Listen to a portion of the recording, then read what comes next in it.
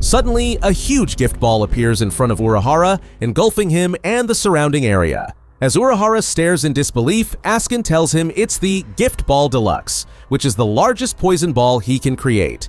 However, Urahara is more focused on Askin's appearance. As Askin transforms into his Quincy Volständig form, he reveals its name is Hashein, God's Taster, although he admits the name isn't particularly cool.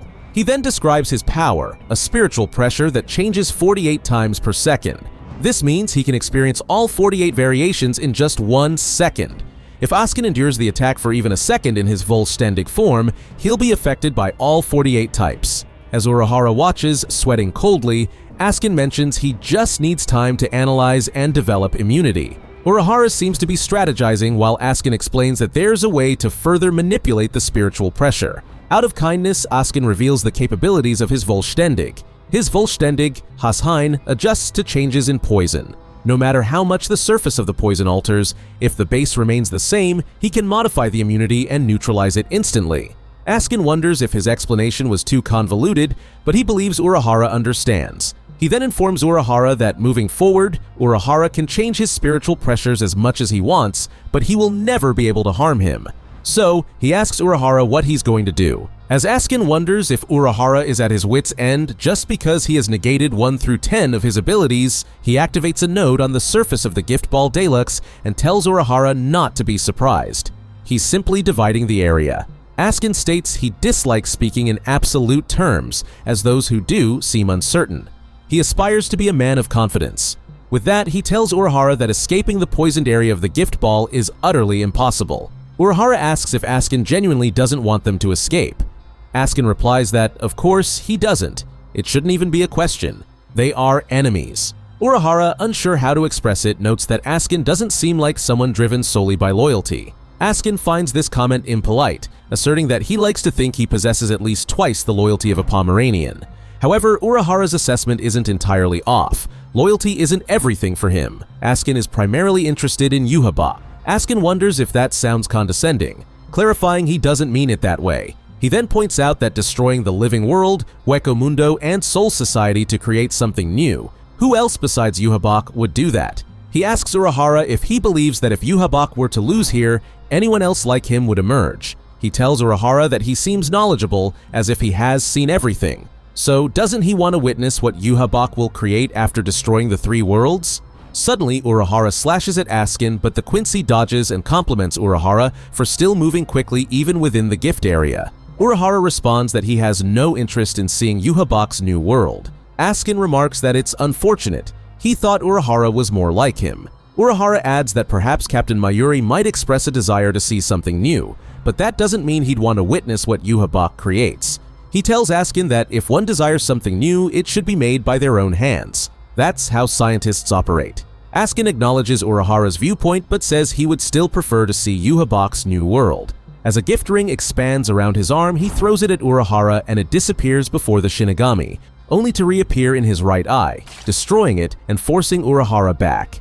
Askin explains that he uses the gift ring on frighteningly strong opponents for whom a lethal dose has minimal effect. Its power concentrates his death-dealing ability on a single point, instantly obliterating that specific area. He tells Urahara it's his fault for being so strong. Lowering the lethal dose didn't work, and eliminating all his options didn't work either, so destroying all of Urahara's organs is his only choice. With no other option left, Urahara finally activates his Bankai, Kanon Baraki Benihime Aratame, as a beautiful woman with closed eyes appears behind him. Even Askin is taken aback, admitting he had no intel on this, as Yhwach's information hadn't included it. Urahara states this is his first time using it in front of the Quincy's, prompting Askin to ask what it does. Urahara finds it amusing that Askin would even ask, but declines to tell him. Askin admits it's scary to face an unknown power. Urahara reassures him, saying he'll find out soon enough. Suddenly, Askin's arm is split open. As Askin steps back, his arm is instantly stitched up, and Urahara commends him, noting that he's calm. Most people would try to sever their own arm in shock, but Askin says he simply lacks the courage to cut off his own arm. Urahara comments that Askin may have realized from the strike that his Benkai's ability is to reconstruct whatever it touches as he restores his own eye. Before Askin can process this, Urahara slashes his chest and locks blades with him. Askin is shocked that Urahara can still see, certain he destroyed his eyes. Urahara replies that his eyes were reconstructed. As Askin cuts through Urahara's hand, he restructures it immediately, grabs his sword, and sends Askin hurtling through several buildings. However, Askin manages to recover, grumbling that he hates power versus power battles. He complains that he dragged Urahara into his own turf only for Urahara to mess it all up, calling him a bad man. But he tells Urahara that he's not perfect, reminding him that the Gift Ball Deluxe is still an inescapable poison fortress as he increases its power.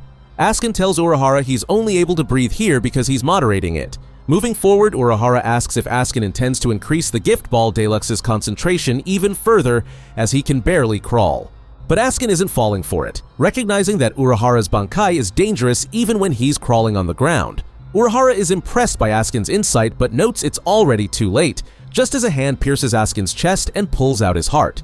As Askin stares in shock, Urahara explains that while Askin called the Gift Ball Deluxe inescapable, he never said it was impenetrable. So he created a direct path from the outside. Urahara thanks Grimjaw, who crushes Askin's heart in his hand. As Askin collapses, he expresses shock that Grimjaw can still move despite being poisoned, while Grimjaw is equally surprised that Askin is alive with a shattered heart.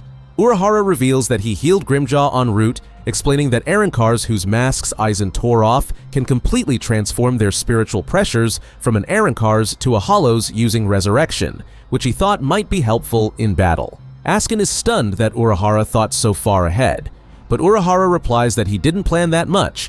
As he mentioned before, he thought it might be helpful, so he prepared for it, taking 1,000 precautions. If even one succeeds, then it's worth it, preparing for every single possibility. That's just how he is. Askin calls it insane. Urahara questions why, pointing out this is a battle. Lose and you die. Everyone prepares to avoid death. Askin finally starts to understand why Urahara is so dangerous but is cut off as Grimjaw impales him once more, telling the tough bastard to die already. Grimjaw reminds Urahara that finishing off his enemy was the extent of their agreement. He's fulfilled his part and their contract is now over.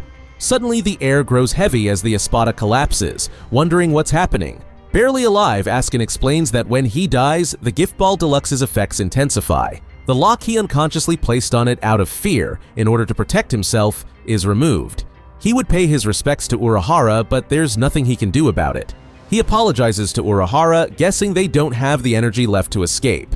However, he's certain Urahara has a solution. Saying he knows Urahara does, he admits it's not fatal and collapses as his gift area tightens. Grimjaw declares he won't let this finish him. Meanwhile, watching from outside, Neliel comments that one of Urahara's 5 potential outcomes has come true. She acknowledges that rescuing 4 souls through the small opening will be challenging, adding that she'd hoped to go with Ichigo but leaps toward the gift area regardless. As Urahara and his Bankai collapse, he apologizes for leaving everything in Ichigo and Rukia's hands.